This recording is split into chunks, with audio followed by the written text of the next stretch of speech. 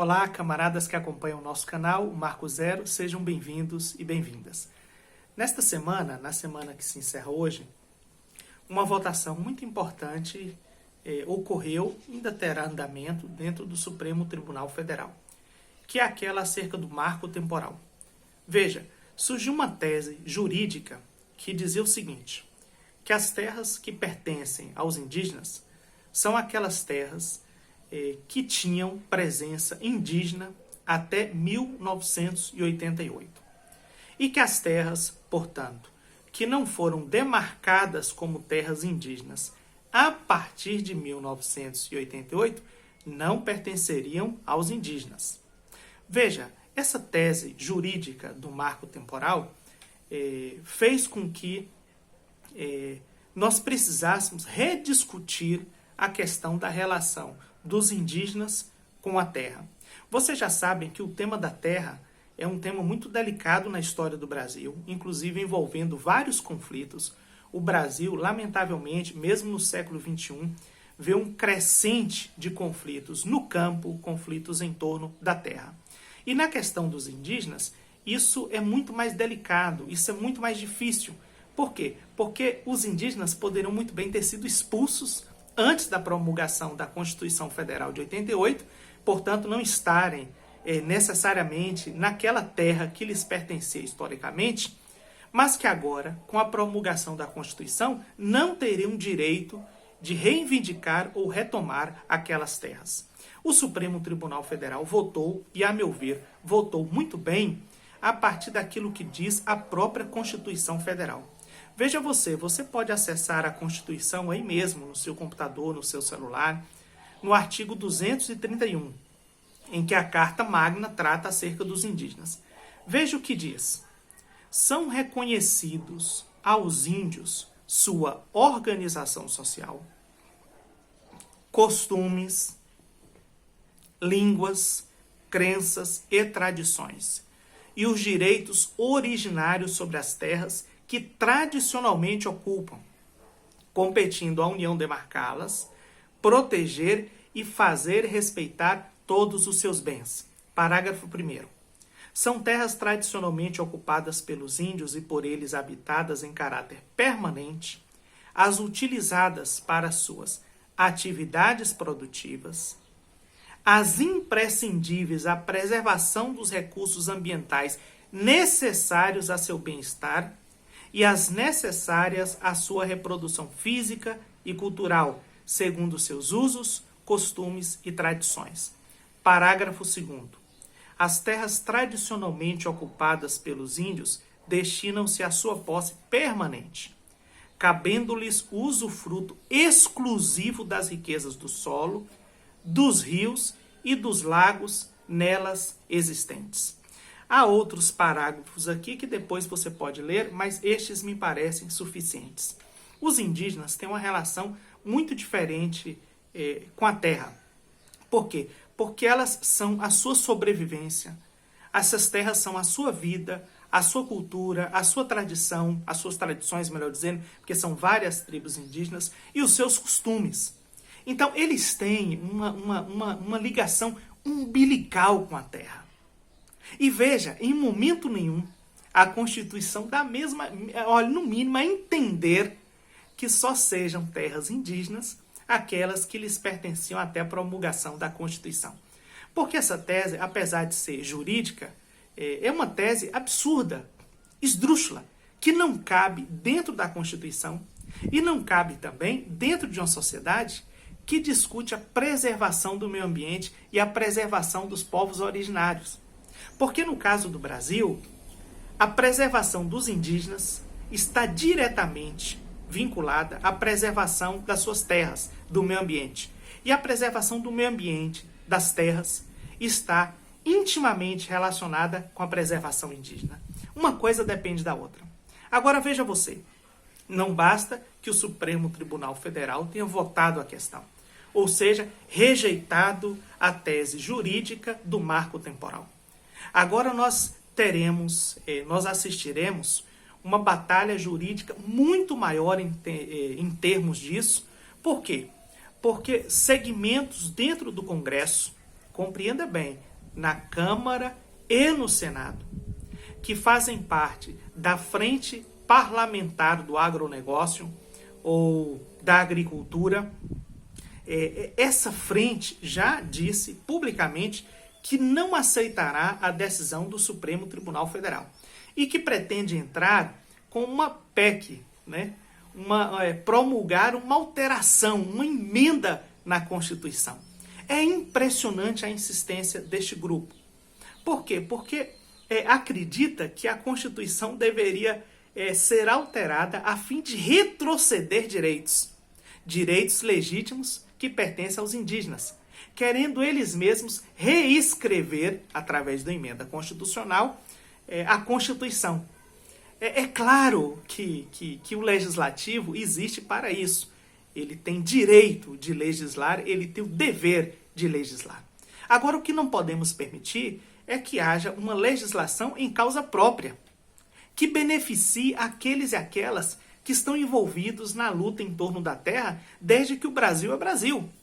Estes grandes proprietários, esses grandes latifundiários, indígenas inclusive, que estiveram e estão ainda ameaçados. Ameaçados, claro, primeiro com as suas terras, porque essas terras sendo exploradas, expropriadas, elas perdem a sua riqueza. Eu não estou falando de riqueza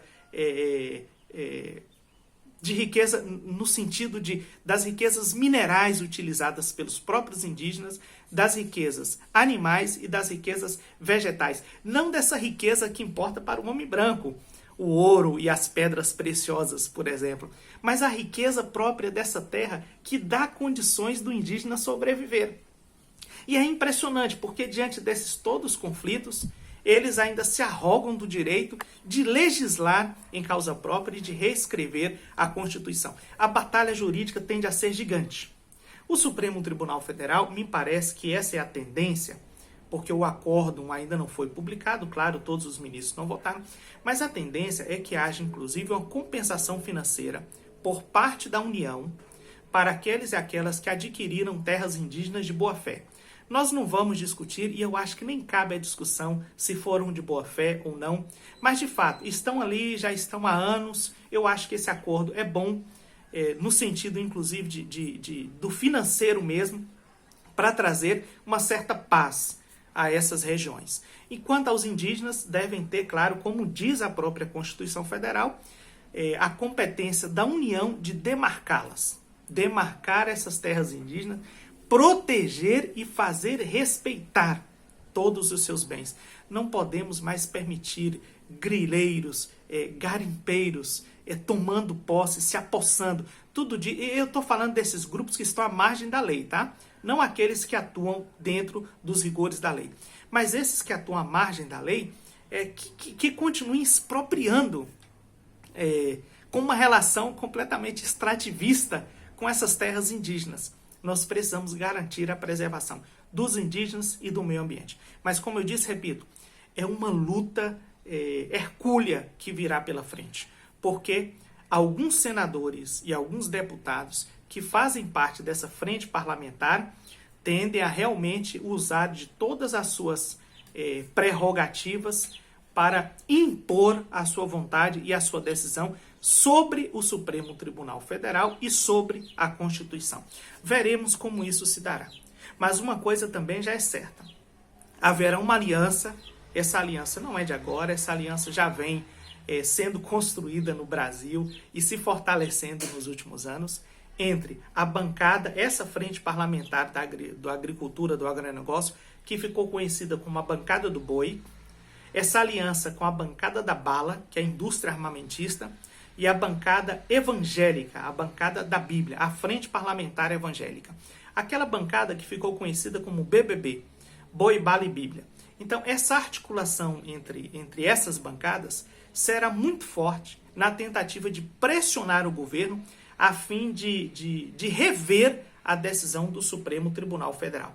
E eles têm aí alguns interesses, além deste que eu coloquei, a possível votação em relação ao tema do aborto, até a 12ª semana de gestação, deve estar em pauta também. Claro, esse assunto, essa pauta interessa demais a bancada evangélica, Então eles devem fazer um acordo ali, essas 3 bancadas, de todas essas bancadas defender estes 2 interesses, relativos ao aborto e o relativo ao marco temporal.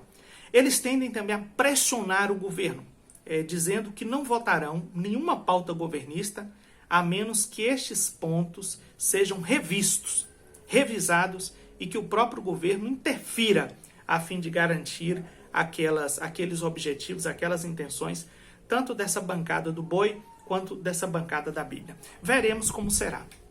Esse ponto do aborto não é tema do nosso vídeo de agora, mas nós queremos insistir em que a preservação dos indígenas é a preservação do meio ambiente. E a preservação do meio ambiente é a preservação dos indígenas.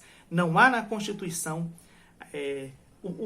a menor alternativa, o menor resquício, o mínimo que for, dessa tese jurídica de um marco temporal. Isso inexiste na Constituição de 88. Portanto, nós devemos fazer com que o texto constitucional prevaleça. Isso é o melhor para o país. Nós vimos, inclusive, a forma abandonada, desleixada com que os indígenas foram tratados nos últimos anos. Vimos também o grande esforço do governo, atuando conjuntamente ali, vários ministérios, a fim de preservar os Yanomamis. Nós assistimos aquelas cenas em janeiro deste ano, janeiro e fevereiro, e não podemos admitir que coisa semelhante se repita. Uma nação democrática é uma nação, para o século XXI, é uma nação que preserva os seus povos originários, que os tem em altíssima conta, em altíssima consideração, garantindo, portanto, todos os seus direitos à existência e realizando seus deveres para com estes povos originários, tá bom? Muitíssimo obrigado por sua presença, por sua participação. Se puder também deixar um comentário aí de engajamento, nós agradecemos muito. Como é que você suspeita que essa luta se dará entre o legislativo e o judiciário? Será que o executivo vai mesmo ser obrigado a entrar em cena? Será que a pressão será suficiente? Bem, escreva aí quais são as suas impressões acerca disso, tá bom? Muitíssimo obrigado.